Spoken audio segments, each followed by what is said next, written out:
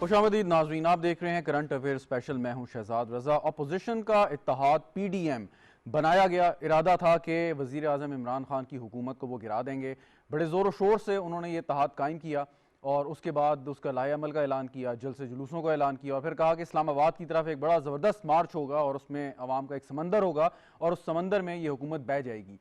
लेकिन ऐसा नहीं हो सका। उसकी कई वजूहात हैं। सबसे बड़ी वजह यह कि जो पाकिस्तान मुस्लिम लीग नवाज़ उसकी लीडरशिप है वो मुल्क से बाहर है और ना वो वापस आके जेल जाने को तैयार हैं, ना कानून का सामना करने को। पाकिस्तान पीपल्स पार्टी की जो लीडरशिप है वो ये कहती है कि इस्तीफ़े देने से बात नहीं बनेगी और इसके साथ अगर आपने इस्तीफ़े देने हैं तो आगे का लाहेअमल पेश करें, या तो आप मुल्क में आएँ, आके जेलें बर्दाश्त करें जैसे हमारी लीडरशिप ने की है, या अगर आपने ये वही काम करना है, इस्तीफ़े देने और हमारे स्टेक्स हैं इस सारे सेटअप में, यकीनन पाकिस्तान पीपल्स पार्टी की सिंध में हुकूमत है, सो वो हम क्यों दें। सियासी तौर पे उनकी बात भी जायज़ थी और उसके बाद पाकिस्तान पीपल्स पार्टी बाज़ाब्ता तौर पर इससे अलग हो गई या उसको निकाल दिया गया और अब आपस में भी एक दूसरे पर वो सियासी हमले करने से बाज नहीं आते, जिससे वाज़ेह है कि PDM का मुस्तकबिल पीपल्स पार्टी के बगैर चलेगा और कैसे चलेगा ये आप और हम सब बेहतर जानते हैं। अब बात यह कि पाकिस्तान तहरीक इंसाफ की हुकूमत ने अपने 3 साल मुकम्मल किए। एक उस पर रिपोर्ट जारी की कि किस तरीके से जो मुख्तलिफ शोबाहात ज़िंदगी में उन्होंने काम किया और बेहतरी लेके आए। लेकिन अब अगर आज थोड़ी देर के लिए फ़र्ज़ भी कर लिया जाए, एक मफरूज़े की बुनियाद पर मैं बात कर रहा हूँ कि PDM किसी तौर पर हुकूमत को इतना प्रेशराइज़ करती है कि हुकूमत जो है घर जाने के लिए तैयार हो जाती है, फिर भी इंतखाबात नए होने में कितना वक्त लगेगा और जब इंतखाबात होंगे नई हुकूमत कौन सी आएगी उसमें क्या वक्त लगेगा। तो PDM के जो रहनुमा हैं उनको शायद ये बात समझ नहीं आती कि हुकूमत के पास 2 साल हैं। इन 2 सालों में वो बड़ा होमवर्क कर सकते हैं, इन 2 साल के दौरान वो काम कर सकते हैं, अपनी जड़ें मजबूत कर सकते हैं आवाम में और फिर 2023 में भरपूर तरीके से इंतखाबात में जा सकते हैं, अगर इंडिविजुअली जाना है एक पार्टीज के तौर पर या अगर कोई इत्तेहाद कायम करना है। लेकिन बहरहाल ये बात बड़ी वाज़ेह है कि पीपल्स पार्टी अब अपोजिशन के साथ नहीं खड़ी। अपने तौर पर वो कोशिश करती रहेगी यकीनन कि वो कैसे वफाकी हुकूमत को या दीगर अपोजिशन जमातों को, क्योंकि अब आपस में भी मुकाबला है। सो ये टाइमिंग का फ़र्क, लीडरशिप का फुकदान और इसके साथ साथ जो आपस की चीज़ें हैं जिस पर हुकूमत का ये मौक़िफ़ है, ये सारे का सारा जो प्रेशर टैक्टिक है ये सिर्फ और सिर्फ इस वजह से है कि पाकिस्तान मुस्लिम लीग नवाज़ की क़यादत जो है उनके खिलाफ जो मुकदमात हैं अगर ख़त्म ना हो तो सर्द खाने में चले जाएं। इस पर गुफ्तगू करते हैं कि इनका मुस्तकबिल क्या होगा और हुकूमत का इस पर क्या लाहे अमल होगा। आसमा कदीर साहिबा मुझे स्टूडियो में ज्वाइन कर रही हैं, मेंबर कौमी असम्बली हैं पाकिस्तान तहरीक इंसाफ की। शुक्रिया आपका मिस आसमा में ज्वाइन करने का। राना ताहिर साहब हमारे साथ मौजूद हैं, तज्जियाकार हैं, बहुत शुक्रिया राना ताहिर साहब आपका। आमिर ज़िया साहब हमें वीडियो लिंक पर ज्वाइन कर रहे हैं, तज्जियाकार किसी तारुफ के मोहताज नहीं। आमिर ज़िया साहब आपका भी बहुत बहुत शुक्रिया।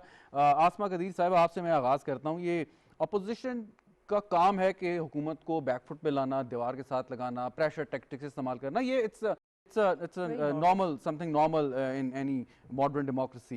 अब सवाल ये कि हुकूमत का ये काम होता है कि वो चीज़ों को सियासी तौर पर उस तरह से स्लो कर दे ताकि अपोजिशन के वो जो ताबड़तोड़ हमले हैं वो उस तरीके से ना चल सकें। ये मुझे ज़रा बताइए इस सिलसिले में हुकूमत कर क्या रही है कि आप अपनी जो प्रोग्रेस रिपोर्ट पेश की आवाम को 3 साल की, क्या इज़ दिस इनफ कि अपोजिशन के जो एलिगेशन इल्ज़ामात हैं उनके जवाब में ये 3 साल कारकर्दगी की रिपोर्ट काफ़ी आप समझती हैं? Thank you Shahzad. पहली बात ये होगी कि जो आपने पहले कहा कि अपोजिशन का काम है कि तनकीद करना, और जारी बात है हम अगर अच्छा काम कर भी लेंगे, ठीक है, आपने उनके कितने साल देख लिए, उसके बावजूद भी हमने अपनी तरफ से जो उनके, अब मैं उस गेम ब्लेम में जाना ही नहीं चाहती हूँ कि उन्होंने क्या किया और हमने क्या किया। हमने पूरी कोशिश की है कि अपने कौम को, हमको उनको रिलीफ दे सकें, हम उनको उस मुश्किल से निकाल सकें और कौम को एक नई पार्टी देने की कोशिश किया है कि एक नई पार्टी भी एक उसमें डेमोक्रेटिक प्रोसेस में आ जाए, नंबर 1। दूसरी बात है, हम पाकिस्तान के लिए सोचते हैं, हम अपने ऑपोजिशन को भी अभी कहते हैं जैसे कि जो इस तरह की जो अब बैठना चाहिए, हमको एक पाकिस्तान के बारे में सोचना चाहिए और ये पार्टी गेम अब मेरे ख्याल नहीं होनी चाहिए। और हमारे जो हम काम लेके आए हैं आप इसके मुकाबले में ले आए, ये पहली दफ़ा पाकिस्तान की हिस्ट्री में हुआ है मेरे ख्याल में, अगर मेरा इल्म कम है तो आप उसको ठीक कर दीजिएगा, कि पहली दफ़ा हिस्ट्री में हुआ है कि प्रोग्रेस रिपोर्ट हम लेकर आए हैं कि हमने जो किया है, ताकि जो भी किसी को लगता है कि हमने नहीं किया तो हमने ग्राउंड एक रिपोर्ट दे दिया है, आपको भी दे दिया है कि सारे अपने एंकर्स को भी, जितने भी हमारा मीडिया है वो अपने कंफर्ट जोन से बाहर निकल के जाके ये सारे स्टैटिस्टिक्स हैं इसको वेरीफाई कर लें, नंबर 1। और अगर ऑपोजिशन को ये है कि हम सही नहीं कह रहे तो आप लोग उनकी हेल्प कर देना कितनी ये रिपोर्ट सही है और कितनी गलत है, ठीक है। अच्छा, ये बावजूद इसके नंबर 1 जी, बावजूद इसके कि जी। आपने ये रिपोर्ट पेश की है, आप अपनी कारकर्दगी से मुतमईन है, अवाम आपकी कारकर्दगी से मुतमईन है, अपोजिशन को फर्क नहीं पड़ता, उन्होंने वो करना है जो जिसका उन्होंने जी, ऐलान किया, जी, वो बिल्कुल आएंगे, कोशिश करेंगे इस्लामाबाद आने की, कोई ये भी उनका हक कोशिश है। करेंगे कि ज़्यादा से ज़्यादा लोग लेके आए, ना लाए, गुज़िश्ता एक दफ़ा आ चुके हैं वो उतने मतलब उस तरीके से ज़्यादा शो उनका पावर हक नहीं है। कर सके। सो क्वेश्चन इज कि आप मतलब इग्नोर करेंगे, उन्हें समझेंगे कि इसका कोई नहीं हम फ़ायदा सब नहीं इग्नोर क्या मतलब क्या आपका उनका हक है, ये डेमोक्रेटिक वे ऑफ चीज़ों को करना उनका हक है, उनका राइट है, और हम बिल्कुल बुरा नहीं मनाते, हमको तो ये अच्छा लगता है। हम कि वो तो आएं। बिल्कुल जी आए, अगर ठीक। वो समझते हैं कि हमको गिरा सकते हैं तो जोर लगा लें, पहले भी ये तो अल्लाह ताला जानते हैं, और हम अपनी पूरी अपने काम के सही। थ्रू हमारा ये ईमान है कि हम काम के थ्रू लोगों को चलें। जीतें, ठीक ना ठीक, कि हम ये इसमें हम नहीं जाना चाहते। बिल्कुल सही। राना जी, ताहिर साहब, काम से हम लोगों को जीतें। ये आना क्यों चाहते हैं इस्लामाबाद? शहजाद साहब देखें, पहली बात तो ये है कि ये पीडीएम जो है ना, एक तजादात का मजमुआ है। जैसे आपने शुरू में कहा कि पहले पीपल्स पार्टी इनके साथ थी, अब वो अलग हो चुकी। कल जो इन्होंने जलसा किया उसमें, और उसके बाद जो मियाँ शहबाज शरीफ साहब ने आज भी गुफ्तगू की, एक तरफ तो ये कहते हैं कि ये हुकूमत को गिराना चाहते हैं और ये इस्लामाबाद आना चाहते हैं। आज शहबाज शरीफ साहब ने फरमाया कि ये हम चाहते हैं, ना मुज़ाहमत चाहते हैं ना मुफाहमत। यानी आज उन्होंने एक नया नारा दिया, मुज़ाहमत ना मुफाहमत, शफाफ इलेक्शन, 2023 का इलेक्शन शफाफ होना चाहिए। ठीक। यानी जो नून लीग के प्रेसिडेंट है वो तो कह रहा 2023 का इलेक्शन। तो फिर आ क्यों तो रहे हैं? ये सिर्फ आवाम को ना ऐसे ही एक चूरन बेचने की कोशिश कर रहे हैं। ठीक। ये देखिए, मैं आपको बताऊं, बदकिस्मती से हमारे यहाँ लोगों को बात करते हुए कुछ भी ख्याल नहीं होता कि वो क्या बात कर रहे हैं। अब शहबाज शरीफ साहब कल फरमा रहे थे वज़ीर आज़म इमरान खान के घर के हवाले से कि वो बनी गाला के इतने बड़े घर में रह के गरीबों की बात करते हैं, रियासत मदीना की बात करते हैं। सही। तो इन्होंने कोई मॉडल टाउन में झोंपड़ी बनाई हुई है शहबाज शरीफ साहब ने जिसमें ये रह रहे हैं। यानी कोई शर्म करनी चाहिए बंदे को, बात करते हुए नहीं, सोचना चलें, चाहिए। ठीक। नहीं नहीं, देखें शहजाद, ये जो रायवेंड के महल्लात हैं वो ये बनी गाला के घर के तो उसका 100वां हिस्सा भी नहीं है बनी गाला का घर जो है। तो ये लोग अगर इतने बड़े महल्लात में कई हजार कनाल के घरों में रहकर गरीबों की बात करते हैं, तो देखें हुआ क्या है कि अभी आप फिर उन्होंने कराची का रोना रोया कि जी मेरी ख्वाहिश है कि मेरी मौत से पहले जो है कराची के हालात सुधर जाएं, कि भाई आपका भाई 3 मरतबा वजीर आज़म रहा, आप लोगों ने क्यों कराची के हालात ऐसे नहीं कर दिए। तो ये जो है मौलाना फजल रहमान साहब जो हैं बेचारे, वो अपना चूरन बेचते हैं और ये उनको इस्तेमाल करते हैं। एक जो मैं इसी पे आना चाह रहा था, आपने मेरी मुश्किल आसान कर दी। इससे पहले आमिर ज़िया साहब के पास जाऊँ, एक सवाल और कि कल उन्होंने बड़ी ज़ोरदार तकरीर की या करने की कोशिश की, फजल रहमान साहब भी पीछे नहीं रहे, और आज जो शहबाज शरीफ साहब ने कहा कि जी 2023 शफाफ इंतखाबात, तो जब आप 2023 ही में आपने इंतखाबात में जाना है तो फिर इतना तंग करने की आवाम को ज़रूरत क्या है? आप इस्लामाबाद क्यों आ रहे हैं 2 साल से पहले हुकूमत को गिराने में? फिर आपका मकसद क्या है कि जब आप चाहते हैं कि 2023 ही में मामला जाए?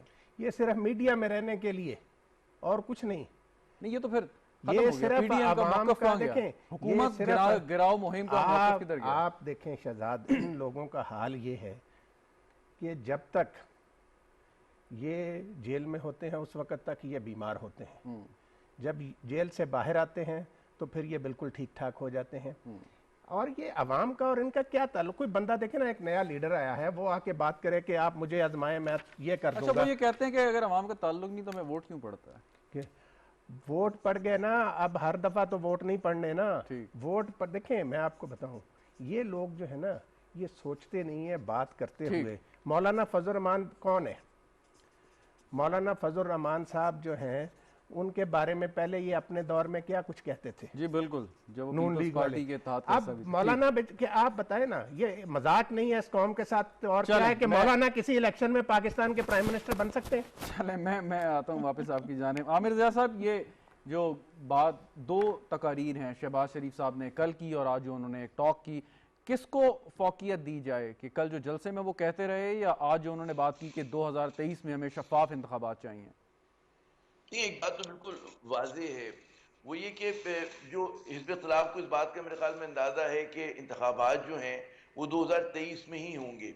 और अगर आप कहते हैं ना कि बैकग्राउंड इंटरव्यूज़ करें, नून लीग के लीडरशिप से करें, पाकिस्तान पीपल्स पार्टी के रहनुमाओं से करें, तो उनको इस बात पे कोई डाउट नहीं है कि इंतखाबात कब होने और किस तरह से होने हैं।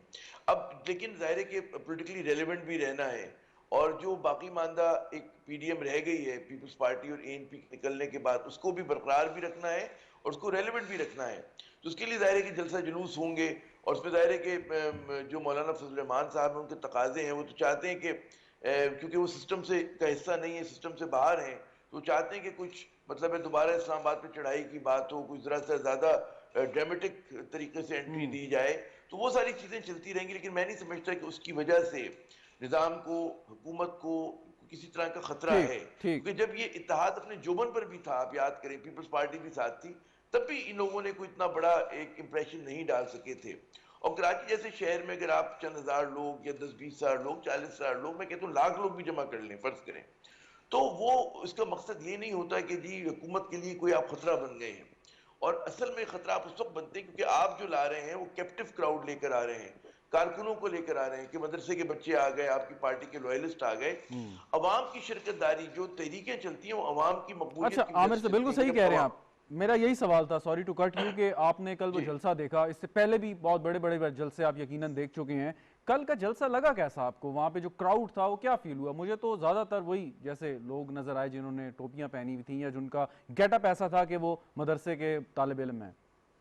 देखिए, गालिब शो जो था वो जेयूआई का था, और जेयूआई के पास एक कैप्टिव क्राउड है, वो मदारिस से बच्चों को या नौजवानों को लेकर आ जाते हैं।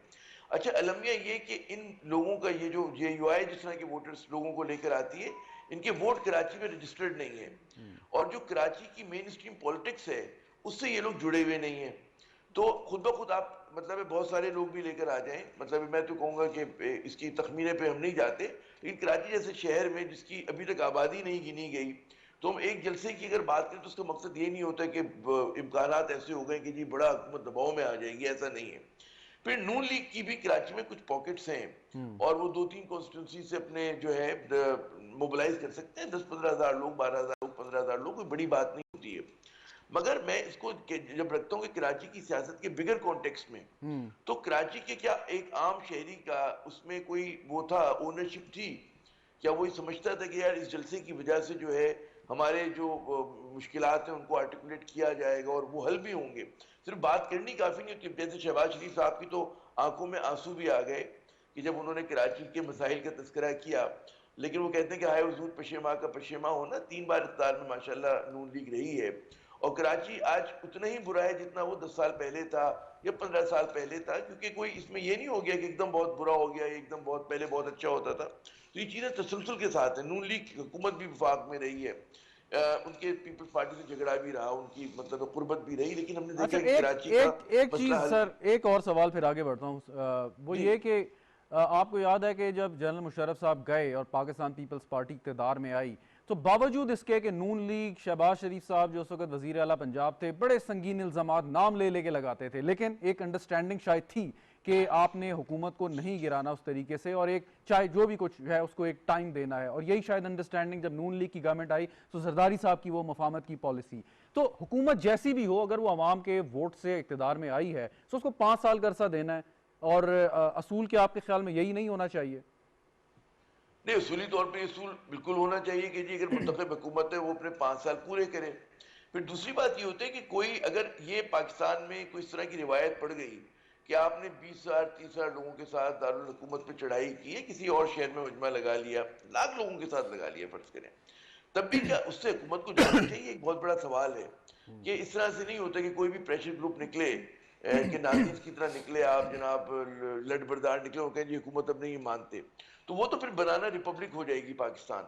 और कोई भी मुनज़्ज़म ग्रोह, आज ये लोग निकले, कल को कोई और मजहबी ग्रुप निकल सकता है, कोई लसानी ग्रुप निकल सकता है, कोई सियासी ग्रुप निकल सकता है। तो ये मेरे ख्याल में रिवायत जो है, पाकिस्तान के इदारे, पाकिस्तान के निज़ाम इतना मजबूत है कि वो इस तरह से चीज़ें नहीं जाती हैं। हमारे यहाँ जब भी तब्दीली आती है, अगर मतलब कबल वक्त आनी हो, तो वो जो इदारों के माबैन जब तसादुम होता है उसकी वजह से आती है। अच्छा, अभी उसकी कोई शक्ल सूरत नहीं है। राइट। दूसरी बात ये कि अवाम पर उस तरह का कोई दबाव नहीं शहजाद साहब कि जिससे आप कहें, ये यकीनन कहते हैं कि महंगाई हुई है, बिल्कुल यकीनन ठीक। महंगाई हुई होगी, लेकिन ये जो एक फिर अगला एक ड्रामाई जुमला होता है कि लोगों के चूल्हे बुझ गए, तो मेरे ख्याल में उस पर मुबालगा आराई सही। होती है। काम धंधा चल रहा है यहाँ पर लोगों का, वेरी यहाँ राइट। पर नौकरियां भी मिल रही है, इकोनॉमिक एक्टिविटी भी आप देखें कि बावजूद कोरोना वायरस के जो है वो बढ़ी है। तो मुश्किलात बहुत है, हम नहीं कहते कि मुश्किलात नहीं है, लेकिन लोगों का दाल दलिया चल रहा है और वो वेरी इस राइट। नहज पे नहीं आए कि सब कुछ छोड़ छाड़ कर वो इत्तेजाजी सियासत ठीक। करें। जी बिल्कुल ठीक, बिल्कुल ठीक। आसमा साहबा, एक सवाल है, सवाल ये कि अपोजिशन की इस वक्त जो हालत है वो हमारे सामने, आमिर ज़िया साहब ने तज्जिया ज़बरदस्त किया, राना ताहिर साहब ने भी बात की, सो कोई प्रेशर नहीं है आप पे किसी किस्म का, अगर देखा जाए कि हुकूमत, आपने खुद भी इस बात का इजहार किया, लेकिन उससे फिर एक कोई जवाब नहीं है हुकूमत के पास कि जब 2023 में आप दोबारा इंतखाबात में जाएंगे, सो गुज़िश्ता माजी में हुकूमत ये भी कहती रही जी हमें चलने नहीं दिया, हमारे खिलाफ जो साजिशें की गई, हमारे खिलाफ धरने दिए गए, ये उनका एक आर्गूमेंट था कि इस वजह से हम जो है ना सही तौर पर डिलीवर नहीं कर सके। सो आप लोग जब जाएंगे तो अवाम ये चीज़ नहीं सुनेंगे, वो कहेंगे कि आप इदारे भी एक पेज पे थे और अपोजिशन भी तितर बितर थी, सो परफॉर्मेंस के ऊपर गेज किया बिल्कुल, जाएगा। हम भी इसी पे फोकस हैं शहजाद। मैं आपको यही बता रही हूँ शहजाद कि हमारा यही फोकस है। और अभी भी इतनी आते क्या कहते हैं, बावजूद कि इतनी मुश्किल थी, कोविड हमें मिला और उसके बाद हमारा हमारी इकोनॉमिकल सिचुएशन भी, तो हम चाह रहे हैं, जो हमारा फोकस अभी है कि हम पाकिस्तान को इकोनॉमिकली बहुत स्ट्रेंथन कर दें। हमारा वर्क उसी के ऊपर है। देखो, जो अभी गुर्बत की आप बात कर रहे हो, हम चाहते हैं कि पहले ये जो गरीब लोग हैं इनको संभालेंगे तो दूसरी तरफ कोई डायरेक्शन दूसरों को नज़र आएगी, और आप जैसे मैं और मैं हम लोग समझ आएंगे। तो क्यों हमारा जो एहसास प्रोग्राम ज़्यादातर गरीब और नौजवानों के लिए कर्जे और ये सब क्यों है, ताकि ये सब स्टेबल हों, ताकि हम इकोनॉमिकली हम सॉवरेनिटी ले सकें। Economic sovereignty is so important for us. So definitely हम जब, और हमारे लॉन्ग टर्म हमारे प्लान्स प्रोग्राम्स हैं, जितने भी अगर आप देखोगे इस बुक को स्टडी करोगे, हमारे लॉन्ग टर्म प्लान्स हैं, ताकि अगर हम नहीं भी, अगर अल्लाह ना करे, खुदा ना लॉन्ग टर्म करे, से मुराद ये कि बियॉन्ड 2023। उससे भी आ गए। अच्छा। अब मिसाल के तौर पे पूरे पाकिस्तान की हिस्ट्री में देखो, 2 डैम बने थे ना, एक रावल डैम और एक आपका मंगला तरबेला डैम और मंगला डैम, सॉरी, बड़े, जी। Tarbela dam and Mangla dam, ठीक है। तो उसके यूब खान साहब ने बनाए थे, और उसके अभी तक आप जो थे खा रहे थे, उसी को खा रहे थे ना। इतनी जो 10 सालों के साथ इनकी 14 साल तक इनकी हुकूमतें कुछ तो दे जाते हैं। यूब खान ही सिर्फ उनकी ड्यूटी बनी थी। अब जो हम ये 10 डैम जो हम लोग बना रहे हैं, इंशाल्लाह मोहम्मद अहमद तो तैयार है, और ये अभी के लिए थोड़ी बना रहे कि 4 साल, ये सारी ज़िंदगी के लिए चलेंगे आगे और चलते रहेंगे, बनते रहेंगे। सो ये किसके लिए बना रहे हैं? इन्हीं कौम के लिए, अपने लोगों के लिए बना रहे हैं। और हमारा, अच्छा दूसरी पहले आप एक बात करें, थोड़ा सा मैं चाह रही थी ड्यूरिंग आप सब मोतिबर जो रिस्पेक्टेड पीपल बात कर रहे थे कि इनका, आप कह रहे हो ना कि इस्लामाबाद आएगी, तो मुझे बिल्कुल ना वैसे पॉलिटिकल मेच्योरिटी अभी लगती है। अब वो शो नहीं करेंगे, पहले भी इन्होंने शो की, उस वक्त तो ये चीफ नहीं टारगेट कर सके। सो अभी आई थिंक कंफ्यूज हैं, दे वांट टू कम, अंदर आना चाहते हैं, पॉलिटिकल ग्राउंड लूज कर चुके हैं, अब ये कोई बनाना चाहते हैं, अब गुर्बत का बहाना अभी लोगों को समझ आ चुकी हुई है। देखिए, हमारे सास प्रोग्राम में भी जब हम जाते तो हम जिन लोगों को, हम उनको गरीब नहीं कहते, मैं खुद देखें इलाके में जाती हूँ, मैंने कोई 7,000 घर कवर किए हैं। अच्छा, तो हम उनको एक जो आम लोग हैं ना, लास्टली एक मुझे कि गरीब होना कोई बुरी बात नहीं है। Very right. गुर्बत में तो नबूत मिली है लोगों को, गरीबी में मिली है। सो इसको बुलिश तरीके से एक्सप्लॉइट करना, जैसे कायदे आज़म कहा करते थे, आई थिंक इन सबको अंडरस्टैंड करना चाहिए कि ऐसी चीज़ जो कुछ भी नज़र ना आए और लोगों को समझें कि ये इधर का हिस्सा पकड़ लेंगे। सवाल सुने ना कि आप सही कह रही हैं। आई थिंक वी शुड, हमको अभी फोकस करना चाहिए कि लोगों को जितना से जितना, इनके पास 2 साल है, हमारे पास भी 2 साल है, इनके पास भी। देखिए, मैंने 1 साल के अंदर 7,000 घर कवर किए, हार्डली, सबको अंदर रूफ किचन। सो अगर ये सारे मिलकर भी 3 महीने कर लें 1 साल के अंदर, सारे MNAs अपने अपने इलाके में अपने लोगों को जो भी उनकी मुश्किल है या कर दें, डोंट यू थिंक उनको वोट मिल जाएगा? मिल जाएगा। Those 2 years are more than enough. So हमको हराना है, हमने एक दूसरे को अगर हराना है, अगर आना है, तो हम लोगों का काम करके, लोगों की मुश्किल आसान, उनकी खिदमत करके, कारकर्दगी की बुनियाद पर। लेकिन एक सवाल मेरा सुनिए आप, एक सवाल, और हमारा जी एक सवाल मेरा सुन लीजिए, वो ये कि ठीक है, अपोजिशन का हक है कि वो जलसे जुलूस करे, अपोजिशन का हक है कि हुकूमत के खिलाफ सियासी मुहिम चलाए, कानून और आइन के दायरे में रहते हुए, यकीनन। लेकिन आपको याद होगा कि यहाँ कुछ अरसे से इस्लामाबाद में इस किस्म की एक्टिविटीज़ होती रही हैं और उसका अजाब जो है वो लोग बर्दाश्त करते हैं, आम लोग बर्दाश्त करते हैं। सो आप क्या समझती हैं कि किस हद तक अपोजिशन को इजाज़त देनी चाहिए? यहाँ पे कुछ लोग आके अगर फैज़ाबाद पर बैठ जाते हैं, उससे जो नुकसान होता है, जो इम्प्रेशन पड़ता है, जो इमेज पाकिस्तान का जाता है, सो वो भी आप समझती हैं दुरुस्त है, या इनको कहना चाहिए कि भाई आप ज़रूर अपना शौक़ पूरा करें लेकिन इससे किसी आम आदमी को, दूसरे लोगों को तकलीफ़ ना हो? हाँ, दो बिल्कुल। बात यह है कि प्रोटेस्ट करना ये एक डेमोक्रेटिक राइट होता है हर किसी का, ठीक है, लेकिन प्रोटेस्ट करते वक्त ये ज़रूर नज़र में रखें कि आपके लोग नहीं तंग हों, ठीक है, सड़कें ना रुक जाएं, ज़रूर करें, कोई ले लें, कोई पार्क ले लें, वहाँ पे ज़रूर के करें, लेकिन अगर आपके लोग तंग हो रहे हैं, मुश्किल ये तो बात दुरुस्त, ये तो बात बिल्कुल सही थी। वो तो ये नहीं, वो तो ये बात होनी चाहिए, वो ऐसा, लेकिन बज़ाहिर ऐसा लगता है वो ये नहीं करेंगे। अगर वो नहीं करेंगे तो कानून नाफिज करने वाले इदारे जो हैं तो फिर वो हरकत में आएंगे, उन्हें आना चाहिए, बिल्कुल आना चाहिए, रान साहब आना चाहिए। लेकिन माजी में जो इदारे हैं वो जरा आराम से हरकत में आते हैं, वो देते हैं कि जी थक जाएं उसके बाद फिर हम देखेंगे। लेकिन आपको भी पता है, खाली इस्लामाबाद नहीं, किसी भी शहर की मिसाल आप ले लें, अगर बकौल शहबाज शरीफ या फजलुर रहमान के जी लाखों लोग वो ले आएंगे, अगर उसका 10% भी वो लेकर चलें तो उससे एक प्रॉब्लम तो क्रिएट होगी बहुत अजीब किस्म की। देखिए शहजाद, पहली बात यह है कि मैं वो आमिर ज़िया साहब की बात को थोड़ा आगे बढ़ाता हूँ, जो उन्होंने बात की कि ये जो कल्चर है ना, इसको किसी भी सूरत ना तो इसकी इजाज़त दी जा सकती है कि कोई जत्था आए किसी भी शहर में, कैपिटल इस्लामाबाद में या कराची में, और वो कहें कि जी हुकूमत को इतना ख़त्म कर दें, नहीं तो ये हो जाएगा वो हो जाएगा। हुकूमतें, इस मुंतखब हुकूमतें जो हैं वो इस तरह से नहीं जाया करती, और ये कोई तरीका नहीं। आप ये जैसे मैंने पहले अर्ज़ किया था कि मौलाना फजलुर रहमान साहब जो हैं वो पहले माजी में जितने इलेक्शन हुए हैं वो कितनी सीटें जीतते रहे हैं कौमी असम्बली की, क्या वो वजारत। दूसरी बात जो आपने कही कि हम इस बात की तरफ तो आते हैं कि जी एहतजाज करना जमहूरी हक है, तो आवाम का ये हक नहीं है कि उनकी मूवमेंट मुतासर ना हो, आवाम का ये हक नहीं है कि एम्बुलेंस जो है वो किसी जगह पे ना रुके, ये आवाम के कोई हकूक नहीं है, सिर्फ इन सियासतदानों के हकूक हैं या इन अपोजिशन वालों के हकूक हैं। अपोजिशन में कोई हो, हुकूमत में कोई हो, इसके लिए एक मुस्तकिल बंदोबस्त होना चाहिए। एहतजाज एक ऐसा तरीक़ेकार वज़ा होना चाहिए, एहतजाज की इजाज़त है, आइनी हक है, लेकिन ये भी आइन ने हक दिया है लोगों को, मूवमेंट का हक भी, आज़ादी से मूव करने का हक भी आइन देता है। और ये देखें कितना जुल्म होता है जब कोई एम्बुलेंस जो है मरीज को लेकर जा रही होती है और इन जुलूसों और धरनों में फंस जाती है। तो इसके लिए मैं समझता हूँ कि अपोजिशन को भी और हुकूमत को भी बैठकर, आज ये हुकूमत है, कल कोई और हुकूमत होगी, एक हर शहर में, बड़े शहर में खास तौर पे एक इन्हें जगह बना लेनी चाहिए कि भाई जिसने जहाँ पे धरना देना है, एहतजाज करना है, वो यहाँ पर आए और धरना दे। ये हकूक सिर्फ इन्हीं लोगों के हैं जो इक़्तिदार से चिमटे होते हैं, जिन्होंने लूटमार की होती है, हकूक इस मुल्क में सिर्फ उन्हीं के। ये देखें, खुद आज शहबाज शरीफ साहब क्या फरमा रहे थे, एक और बात उन्होंने कही, उन्होंने कहा कि इस मुल्क के मसाइल का हल कौमी हुकूमत का क़याम है, मसला क्या, सानू भी हिस्सा दो, यानी हमें भी आप शामिल कर लें अगर हुकूमत में, तो फिर तो सारा कुछ ठीक है। वो कहते हैं कोई जमात अकेले मुल्क के मसाइल हल नहीं कर सकती, तो यहाँ पे एक कौमी हुकूमत होनी चाहिए। चलें, मैं एक वक्फा ले लूँ आमिर रज़ा साहब, इसके बाद आपकी जाने बात हूँ, ये कौमी हुकूमत क्या चीज़ है, इस पर ज़रा रोशनी डालिएगा। नाज़रीन वक्फा लेते हैं, वक्फे के बाद हाजिर होंगे।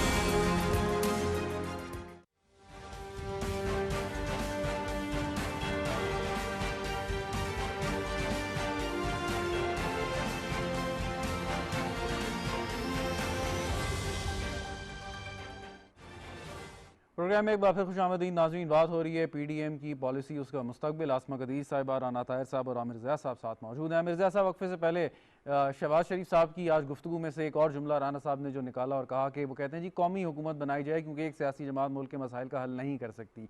तो ये ज़रा रोशनी, एक तो इससे पहले एक सवाल जो मैं पूछना चाह रहा था आपसे वो ये कि क्या ये दो जमातें ख़ास तौर पे आजकल के कॉन्टेक्स्ट में नून लीग वो 90 की सियासत, 90 की दहाई की सियासत से बाहर नहीं निकल रहे, जहाँ पे लॉन्ग मार्च किए गए और मतलब एक वजह बनी उस वक्त की हुकूमतों को गिराने की लॉन्ग मार्च। तो वो समझते हैं कि वो जो हर बार इस्तेमाल किया जाता था 90 की दहाई में, वो अब भी कारआमद है और कोई ऐसा वक्त आ सकता है कि शायद हुकूमत के हालात ऐसे हों कि हम कामयाब हो जाएं अपनी जो भी कोशिश कर रहे हैं। मुझे अगर कहने की इजाजत दें आप, वो ये कि हमारे मुल्क में जमहूरियत की बदतरीन शक्ल जो है वो नाफिज है। और ये जमहूरियत जो है अवाम दोस्त जमहूरियती में निज़ाम की बात कर रहा हूँ कि हमारे यहाँ जो निज़ाम है वो इस तरह का है कि उसमें उसकी खमीर में जो है अदम इस्तेकाम है। और जब तक हम उस पार्लिमानी जमहूरियत से जो हम लोगों ने शादी कर ली और हम समझते हैं कि यही एक निज़ाम है कि जिसमें हर वक्त एक जमात दूसरी जमात की टांग खींचती रहे और अब समझते रहे कि जनाब जब तक हल्ला गुल्ला नहीं होगा, और जमहूरियत का मतलब सिर्फ गाली देना है, जमहूरियत का मतलब सिर्फ सड़क को बंद करना है और जमहूरियत का मतलब जो है हर वक्त एहतजाज करना है, तो मामला जो है आगे बढ़ेगा नहीं। मुल्क जो है कभी भी तरक्की की राह पर नहीं आएगा, क्योंकि तरक्की के लिए हमें इस्तेकाम की और पॉलिसीज के तसलसल की जरूरत होती है। तो आप ये देखें कि जब मैं कहता हूँ कि इसके खमीर में है, तो आप ये देखें कि 90 की दिहाई और उससे पहले भी आप देखें 70 में क्या होता रहा, जब भुट्टो साहब हुआ करते थे, जुल्फ़िकार अली भुट्टो साहब, किस तरह से उन्होंने अपने ही आइन को पामाल किया, उसको उसमें अमेंडमेंट्स किए उन्होंने, और उसके बाद जो है वो सिलसिला रुका नहीं है। फिर वो 90 की दिहाई और फिर जब मुशर्रफ साहब को दौर हुकूमत आता है, उसके बाद फिर जब खालिद जमहूरियत बहाल दोबारा होती है, उसमें फिर आपने देखा कि वही तमाशा शुरू हो गया। तो मैं समझता हूँ कि हमारा जो अलमिया है कि इस मुल्क को इस्लाहात की जरूरत है और ऐसी जमहूरियत की जरूरत है कि जो कि अवाम दोस्त हो, जिसमें एहतसाब भी हो, और जो मतलब है कि जो कहते हैं ना जमहूरियत के सम्राट हैं वो अवाम तक पहुंचे, ना कि एक अशराफिया तक महदूद रह जाएं। अच्छा, तो ये एक ऐसा टॉपिक है दो जिसमें तरह के जो इस वक्त मकबूल तरीन इस वक्त जो सिस्टम चल रहे हैं, दो तरह के ना, एक पार्लिमानी निज़ाम है, एक सदारती निज़ाम है। इससे हट के कोई नया निज़ाम वज़ा करना चाहिए आप कहते हैं? देखिए, मुझे वो जब चीन में इनकलाब आया था तो माओ जे तुंग ने कहा था कि जी हम सोशलिज्म बिल्ड करेंगे चीनी कैरेक्टरिस्टिक्स के साथ। तो हमें पाकिस्तान को ये सोचना चाहिए कि अगर हम नकाली करेंगे, भोंडी नकाली करेंगे बरतानिया की, अमेरिका की, तो हमारा मामला नहीं चलेगा, क्योंकि हमारा जो सोशो इकोनॉमिक सिस्टम है वो बिल्कुल मुख्तलिफ है उन ममालिक से। तो हमें ऐसी जमहूरियत, ऐसा निज़ाम चाहिए कि जो कि पाकिस्तान के खमीर से उठा हो, और उसमें यकीनन मतलब है कि अवाम की नुमाइंदगी भी हो। ये ना हो कि जी इलेक्टेबल्स के हाथों जो है वो कॉन्स्टिट्यूंसीज जो है वो उनके कब्जे में हो, बरादरी की बुनियाद पे, लसानियत की बुनियाद पे, फिरका वाराना बुनियादों पे वोट होता हो। आप जुल्म देखें कि 50% अगर हमारी वोटिंग होती है, हम कहते हैं जी बहुत ज्यादा वोटिंग हो गई, उस 50% में से जो 15 या 20% लेता है वो जो है नुमाइंदगी कर रहा होता है। तो हमें ये रिफॉर्म लाने पड़ेंगे कि जी लोगों की किस तरह से नुमाइंदगी होनी। तो मैं इस बहस में नहीं पड़ता कि क्या निज़ाम, ज़ाहिर है कि इस प्रोग्राम का महवर नहीं है, यकीनन हमारी कोई टूटे फूटे ख्यालात होंगे कि उसमें क्या निज़ाम होना चाहिए, वो फिर कभी उठा के रखिए, लेकिन ये निज़ाम नहीं चल रहा। तो इस पे हम सबको सोचना चाहिए कि ये निज़ाम डिलीवर नहीं कर रहा। और फिर जो कौमी हुकूमत की बात है, एक अगर जुमला और, हमारे कलमिया ये कि हमारी अभी तक कोई सियासी कुव्वत मुकम्मल तौर पर फतहमंद नहीं हुई है। यानी कि अगर आप कौमी हुकूमत बनाएंगे तो मुझे उसका मार्गरेट थैचर का एक जुमला याद आता है कि जब उनसे किसी ने पूछा कि जी कंसेंसस, तो कहते हैं will I stand for consensus, क्योंकि consensus means weak decision making. आप जब भी कंसेंसस की बात करते हैं तो आप वीक डिसीजन मेकिंग करते हैं। तो यकीनन इस मुल्क में अगर खुदा ना खास्ता कौमी हुकूमत कायम होती है, इसका मतलब ये कि वो चूचू का मुरब्बा होगी, बिल्कुल सही, कोई सिर्फ नहीं होगी। तो एक हुकूमत, एक ऐसी पार्टी जो 2/3 अक्सरियत के साथ आए, जिसको अवाम का एतमाद हासिल हो, वो मुश्किल फैसले करे, वो ब्लैकमेल ना हो कि मैं मुश्किल फैसले इसलिए नहीं कर सकती कि लोग सड़कों पे आ जाएंगे। अच्छा, एक चीज सर, एक सवाल और, क्योंकि आप इंटरनेशनल अफेयर्स पे भी गहरी नजर रखते हैं, एक सवाल फिर आगे बढ़ता हूँ। वो ये कि आपको याद होगा कि इजराइल में नेतन्याहू की हुकूमत जा रही थी और जो वहाँ पे चीज़ चल रही थी और बहुत उस पर क्रिटिसिज्म भी हुआ, लेकिन एक चीज़ जो मैंने ख़ास तौर पे ऑब्जर्व की वहाँ पे जो उनके जो पॉलिटिशियंस हैं या इस वक्त के जो वज़ीर आज़म हैं, उन्होंने कहा जी जो भी कुछ है उनके खिलाफ एलिगेशन है, ये उनका इंटरनल मैटर है, लेकिन इस वक्त हम एक इजराइल हैं। और उन्होंने शो किया कि बावजूद इसके सियासी इख्तलाफात रखने के वो कैसे इकट्ठे रह सकते हैं, हमें उनकी पॉलिसी से इख्तलाफ है, जो मर्जी।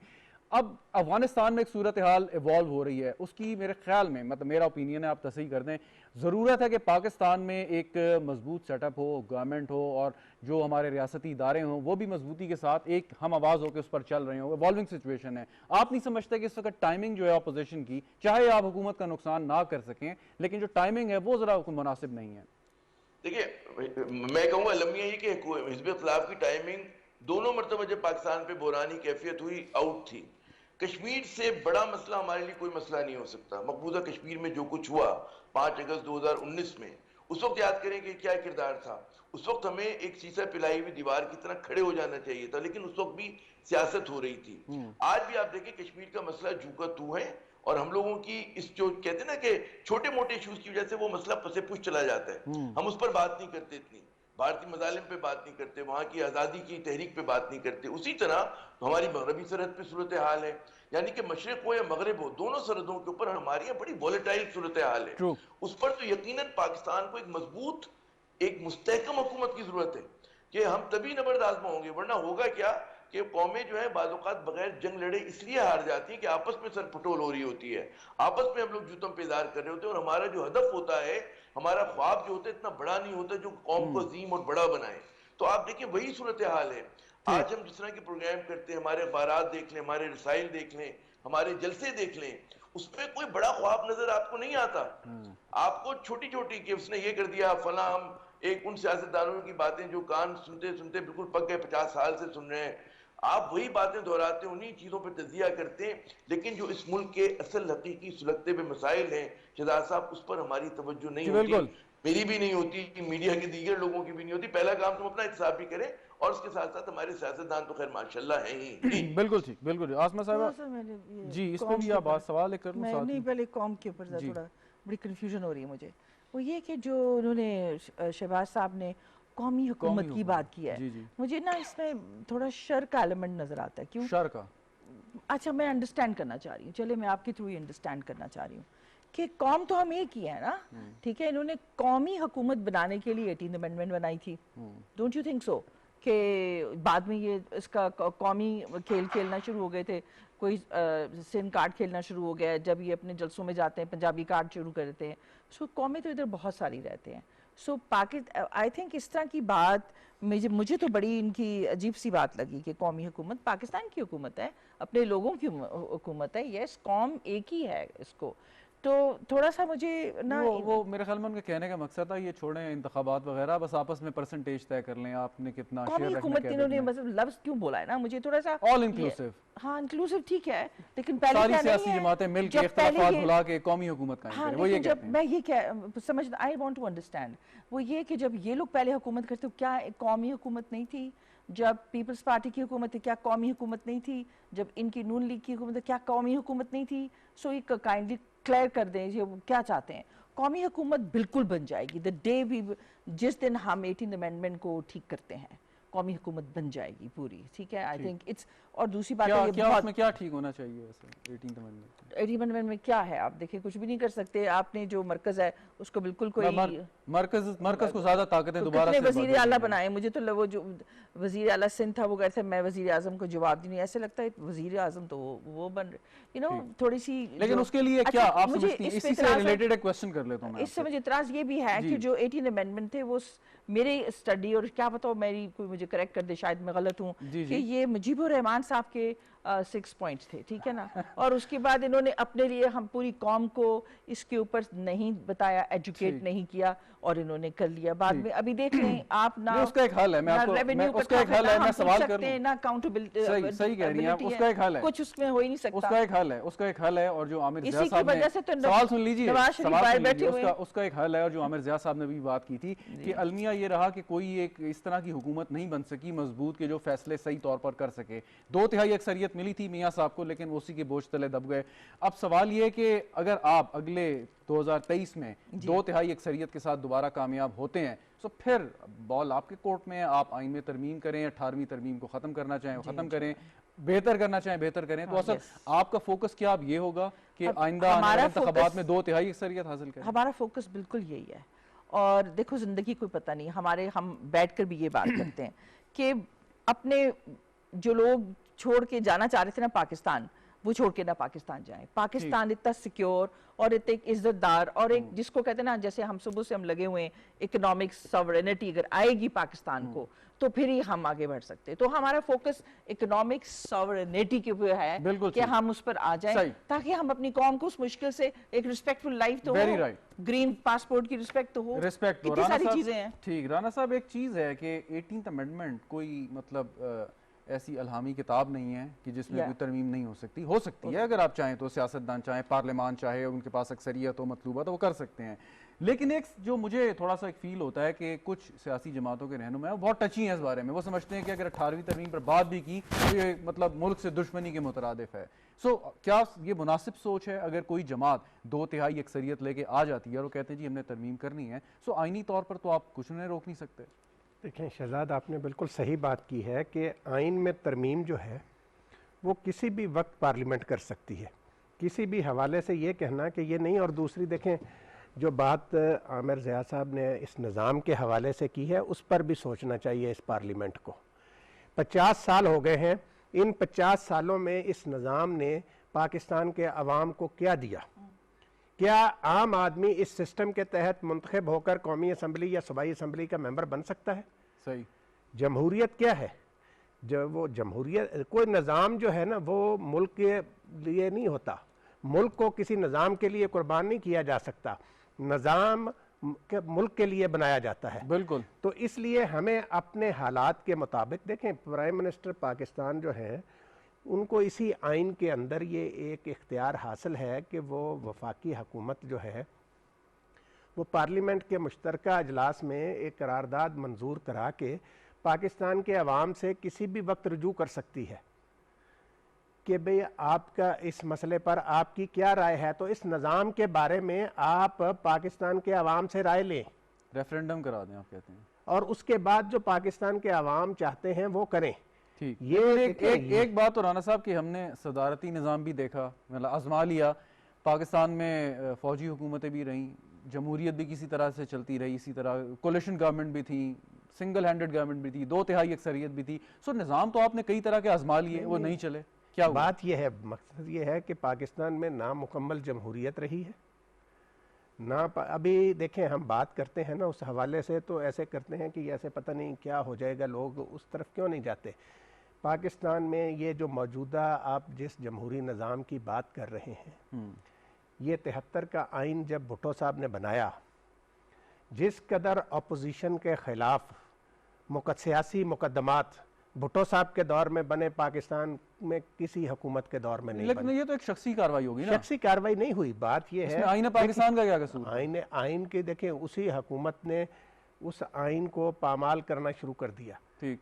पाकिस्तान में एक सोच को बदलने की ज़रूरत है। सोच तब, जमहूरियत क्या है? जमहूरियत होती है अवाम की हुकूमत, अवाम की राय से आए। यहाँ पे ये जो हुकूमतें हैं, यहाँ पे यरगमाल बनाया हुआ है हल्कों को इन जागीरदारों बडेरों ने, जिस पर हम बात नहीं करते। आप इस इमरान खान देखें, कोई लाख इख्तलाफ करे, आज भी पाकिस्तान में इमरान खान से ज़्यादा मकबूल लीडर कोई नहीं। इस हुकूमत से गलतियां भी हुई हैं, महंगाई में भी इजाफा हुआ है, लेकिन महंगाई जो है वो इनसे पूछें नवाज शरीफ साहब की जब हुकूमत थी, मेरी बात सुने, क्या परवेज मुशर्रफ के दौर में जो कीमतें थी अशिया सरफ की, वो नवाज शरीफ के दौर में वो बरकरार रही थी? सही। वो बढ़ी थी कि नहीं बढ़ी थी? तो ये जो चीज़ महंगाई जो है, ये हो सकता है कि कुछ ज़्यादा बड़ी हो, लेकिन महंगाई तो पिछले दौर की बात करते हैं कि हमारे दौर में ये था, तो आप अपने से पिछले दौर की बताएं ना कि आपके दौर में ये था तो उससे पहले दौर में क्या था। ठीक। तो ये ज़रूरत जो है ना, थोड़े से इमरान खान साहब को बोल्ड स्टेप्स लेने की ज़रूरत है। ठीक हो गया। आमिर ज़िया साहब, एक तो ये कि यही निज़ाम जिसकी तरफ आप भी इशारा कर रहे थे, बात कर रहे थे, यही निज़ाम अगर किसी जदीद मतलब ममालिक में, यूरोप में, बरतानिया में, स्कैंडिनेविया में चलता है, वो ठीक चलता है, इधर जब आता है हमारे जैसे ममालिक में वो निज़ाम सही चल नहीं पाता, तो शायद हमारे मिजाज की इसमें कोई कमी रह गई है हमारे अंदर जो हम इसको ठीक तौर पे नहीं चला पाते। लेकिन सवाल एक साथ इसके कि अपोजिशन अब ये अपना अगर शो करती है और वो नाकाम होता है, तो इसका सियासी फ़ायदा तो यकीनन हुकूमत को होगा। अपोजिशन वाले बड़े जय्यद सियासतदान हैं और मतलब कोना मश्क खिलाड़ी हैं अपने अपने फील्ड के, सो उनको ये चीज़ नज़र नहीं आती कि हमारे शो फ्लॉप होगा तो उसका सियासी फ़ायदा हुकूमत को होगा। देखिए बात ही कि वो जो एक तड़प होती है ना मुल्क को आगे ले जाने की, वो हमारे सियासतदानों में है नहीं। वो देखिए अगर हिज़्ब इख्तिलाफ का शो कामयाब हो या नाकाम हो, एक बात तय है, नुकसान पाकिस्तान का है कि जब भी मुजाहरे होते हैं, एजिटेशन होता है, तो उससे मुल्क में अदम इस्तेहकाम होता है, माशी सरगर्मियाँ मुतासर होती हैं, जो इन्वेस्टर होता है वो घबराता है। तो बात ये होती है कि दोनों सूरतों में आपको मुल्क को नुकसान है, हुकूमत यकीनन सर्वाइव कर लेगी, मैं नहीं समझता कि कोई इतना बड़ा थ्रेट होगा, लेकिन एक जब देखेंगे कि जी बैनुल-अक़वामी मीडिया में खबरें लग रही हैं और हमारा मीडिया बैठा हुआ है और हम उस पर बैठ के तजिया कर रहे हैं टूटा फूटा, तो उसके नतीजे में मुल्क में अदम इस्तेहकाम होगा। तो मैं समझता हूँ कि ये सियासत जो है, जमहूरियत के नाम पे जो अदम इस्तेहकाम फैलाया जा रहा है, ये बड़ा खतरनाक है। और मैं बात में कहता हूँ जी, ये टर्म जो हम यूज करते हैं जमहूरियत की, हम क्यों नहीं कहते अवाम दोस्त हुकूमत हो? अभी जमहूरियत जो है, आपने कहा जी अमेरिका में सही चल रही है और बरतानिया में सही चल रही है, वहां पर सरमायादाराना इनकलाब आ चुका है, इंडस्ट्रियल रेवोल्यूशन आ चुका है, मिडिल क्लास है। आप पाकिस्तान में मॉडर्न स्टेट स्ट्रक्चर जो है semi feudal semi tribal society पे बनवा रहे हैं, और फिर जाहिर है कि हमारी एक मजहबी माशरा है, उसके अंदर हमारी, और देखिए जमहूरियत की कामयाबी के लिए सेकुलरिज्म बड़ा जरूरी होता है, उन ममालिक में है, हमारा एक दीनदार माशरा है, मजहबी माशरा है, तो हम उनकी नकल नहीं कर सकते। Very right. एक सर वक्त बचा लूं, आपने बड़ा अच्छा तजिया पेश कर रहे हैं, मैं चाहता हूं कि मैं सुनता रहूं, लेकिन एक वक्त की कमी है, एक और वो शुक्रिया भी अदा करें। एक सवाल ये सवाल एक जो ये है कि आप बहुत सीनियर साथी हैं, हमारा भी थोड़ा सा वक्त जो है इस शोबे में गुजरा है, अब अपोजिशन के ये जलसे, उसमें कोई नई बात तो में नजर नहीं आती, और आपने सही कहा कि मीडिया उसको सुबह से लेके शाम तक एक ही चीज दिखाएगा, बुलेटिन भी उस पर चलेंगे, उसके बाद प्रोग्राम भी उस पर होंगे, उसमें क्या ऐसी चीज है कि आपके ख्याल में कि थोड़ा सा मीडिया जो है वो रियल इश्यूज की तरफ आए, बेशक क्रिटिकल हो, हुकूमत के खिलाफ बात करे और उन चीज़ों को उठाए, लेकिन शहबाज शरीफ साहब 1 घंटा बात कर रहे हैं या फजल रहमान साहब बात कर रहे हैं या कोई और सियासी रहनुमा बात कर रहा है, उससे मतलब क्या इंटरेस्ट है लोगों का, या क्या नई बात वो कर रहे हैं कि जो बताया जाए? मैं शहजाद को कहता हूँ क्विकली कि लेजी जर्नलिज्म है ये सहाफत नहीं, स्टेटमेंट ओरिएंटेड हम सहाफत कर रहे हैं। और उसमें आप देखें कि यही 1 घंटे की जो तकरीर होती है, अखबार में 400 वर्ड की स्टोरी होती है जो आप 3 मिनट में पढ़ लेते हैं। जी बिल्कुल। तो बात ये कि आप अच्छा कंटेंट प्रोड्यूस ही नहीं करना चाहते, आप कहते हैं जी बयानात हो, प्रेस कॉन्फ्रेंस लाइव है वो आपने 1 घंटा दिखा दी, तकरीर लाइव है वो आपने 1 घंटा दिखा दी, आपके कोई रिपोर्ट नहीं होती, कोई डॉक्यूमेंट्री नहीं होती, बलूचिस्तान को आप इग्नोर करते हैं, कराची के पसमानदा इलाकों को आप इग्नोर करते हैं, देही सिंध को जो के अवाम के इशूज हैं। कराची की बात करें, छोड़े आप ये देही सिंध में जाएंगे, कराची के जो इंडस्ट्रियल एरिया है उसके ही दुख बताने को अगर आप बैठे, मैं अगर मेरे पास वो हो, मतलब है कि हम इसके ऊपर फीचर्स कर सकें, रिपोर्ट्स कर सकें, तो आंखें खुल जाएंगी हमारी। तो हम खुद, हमारा मीडिया पे बड़ा तनकीद बनती है कि हम लोग इस तरह की सहाफत कर रहे हैं। जी बिल्कुल ठीक। राना साहब, फाइनली ये सवाल मैं आपसे ज़रूर पूछूंगा, आप जंग जैसे बड़े अखबार के एडिटर भी रह चुके हैं, तो ये क्या है कि मतलब मीडिया लगा हुआ है, मतलब कोई इख्तलाफ नहीं मीडिया से, लेकिन मतलब क्या वजह क्या है कि वो समझते हैं कि बस कैमरा लगा दिया और उसके बाद तकरीरें दिखाएं तो दैट इज़ इनफ, आसानी से? देखें शहजाद, बात यह है कि मैं तो इससे थोड़ा सा आगे की बात करता हूँ कि एक ऐसा शख्स जिसको पाकिस्तान की अदालत उज़्मा ने नाअहल करार दिया, जो अदालती भगौड़ा है, जिस जलसे में उसकी तकरीर दिखाई जाए, उसको लाइव कवरेज दी जाए, ये कहाँ की सहाफत है? ये नहीं होना चाहिए। देखें एक पाकिस्तान के आइन और कानून के तहत एक शख्स अदालती भगौड़ा है, वो एक जलसे से में खिताब करता है, आप उस जलसे के, बेशक उसकी तकरीर नहीं होती, लेकिन बाकी जो लाइव कवरेज होती है ये, और फिर अवाम का वक्त आप मुल्क में इंतशार फैलाने का बायस नहीं बनना चाहिए। बिल्कुल फाइनल कमेंट। सही कह रहे हैं कि बुराई को बुरा कहो, और जो झूठ बोलता है, रिश्वत खाता है, आप उसको बिठा के उससे बाइकआउट कर दो ना, उससे लेने की क्या जरूरत है? अल्लाह ना करे कि मैं बुरा काम करती हूँ तो मुझे बुला के आप इंटरव्यू कर रहे हो, ये किस तरह के मतलब ऐसे लोगों का बाइकआउट करें जिन्हें अदालत सजा दे चुकी है। देखिए, हम अपने इल्जामात की बुनियाद पर हम वैसे पर्सनली भी करते हैं कि हमें पता चलता है कि कोई शख्स ने रिश्वत लिया, तो सारी जिंदगी चाहे अपना भाई हो बहन भी क्यों ना हो, हम उससे मिलते नहीं, हमसे बात ही नहीं करते, कि चाहे हमारा रिश्तेदार हो। तो ये किस तरह के लोग हैं? पूरे पाकिस्तान का जो मॉरल स्ट्रक्चर है, फैब्रिक है, वो इन्होंने तबाह कर दिया। मीडिया ने बहुत वैसे नुकसान, जो प्राइवेट मीडिया है, इसने पाकिस्तान को मॉरल फैब्रिक को बहुत बुरा नुकसान दिया है। चलें, बहुत बहुत शुक्रिया। हमारे साथ आप मौजूद थी आसमा कदीर साहिबा, राना ताहिर साहब आपका भी शुक्रिया, आमिर रज़ा साहब आपका भी शुक्रिया वक्त देने का। नाज़रीन, गुफ्तगू आपने सुनी, प्रोग्राम का वक्त ख़त्म हुआ, इजाज़त दीजिए, खुदा हाफ़िज़।